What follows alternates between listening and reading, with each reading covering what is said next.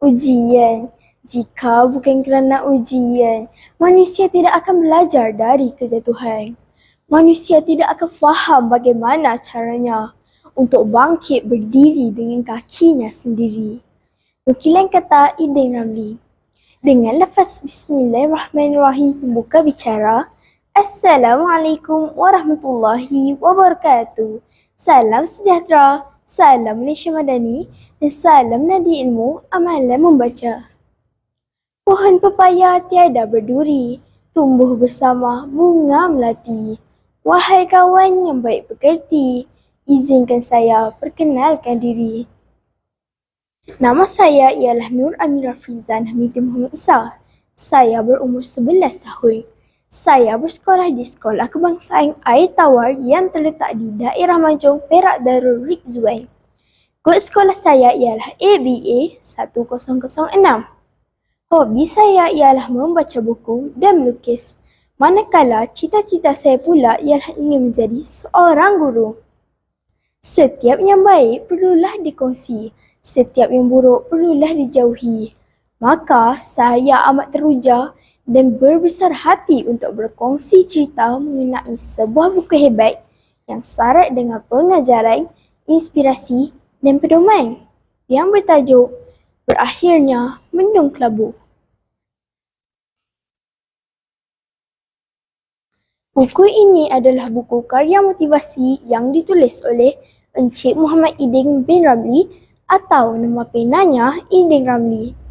Buku ini diterbitkan oleh Nasihat Maulidi Sendirian Berhad pada tahun 2022. Buku Berakhirnya Mendung Kelabu ini mengandungi 281 halaman bercetak. Buku ini terbahagi kepada dua bahagian. Bahagian pertama mengandungi kompilasi puisi di mana kata-kata yang disusun penulis bertujuan untuk memujuk dan memberi inspirasi kepada para pembaca.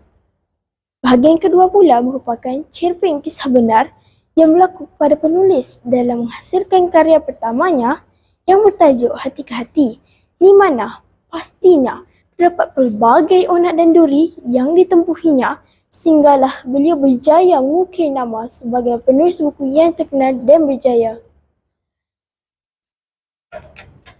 Penulis amat bijak menyusun setiap bab dalam buku ini, sehinggakan saya berasa amat teruja dan berminat untuk membacanya. Bab 7 dalam buku ini amat menarik minat saya. Untuk mengubah dunia, anda perlu bermula dengan mengubah diri anda terlebih dahulu. Nukilan kata Idin Ramli. Buku ini menceritakan tentang kisah perjalanan hidup Idin Ramli sebelum beliau berjaya seperti sekarang. Pelbagai bidang pekerjaan telah beliau ceburi. Dari peringkat bawah sehinggalah ke alam perniagaan, semuanya tidak menjadi dan menemui jalan buntu. Pelbagai komen negatif masyarakat telah pun beliau terima dan telan. Malahan, beliau pernah menangis mengenangkan nasib diri. Akhirnya, beliau sedar bahawa beliau tidak mampu mengubah apa pun yang telah ditakdirkan untuknya, melainkan terus berusaha tanpa berputus asa. Beliau yakin suatu hari nanti Tuhan akan memberikan yang lebih baik dari jalan yang tak disangka-sangka. Pada suatu hari, beliau membuat keputusan untuk membuat video rakaman pendek berkaitan perkongsian motivasi dan keagamaan di media sosial yang bertajuk Allah Uji Sebab Sayang. Sejak hari itu, hidupnya terus berubah. Kini, beliau telah mempunyai lebih 1 juta sahabat di media sosial Instagram. Pada masa yang sama, Idin Ramli juga turut berjaya dalam bidang penulisan buku. Pengajaran dari buku cerita ini menggambarkan Idin Ramli seorang yang tidak mudah berputus asa. Gagal sekali bukanlah gagal selama-lamanya. Usaha yang dilakukan tetap disertai dengan doa yang tidak putus kepada Tuhan Yang Esa. Sikap jujur, ikhlas, memaafkan, bertanggungjawab dan bersemangat setia kawan sentiasa menjadi pegangan hidupnya.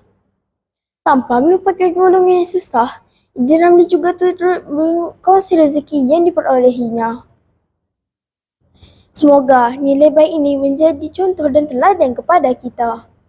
Pada pendapat saya, buku ini menarik kerana gaya bahasa yang digunakan dalam penceritaan santai dan mudah difahami oleh warga pelajar seperti saya. Jadi, apa tunggu lagi? Marilah dapatkan buku berakhirnya Minum Kelabu ini melalui tempahan di media sosial atau di kedai buku yang berdekatan. Akhir kata, bangsa membaca, bangsa berjaya. Sekian, wabillahi taufiq wal hidayah. Assalamualaikum warahmatullahi wabarakatuh. Terima kasih.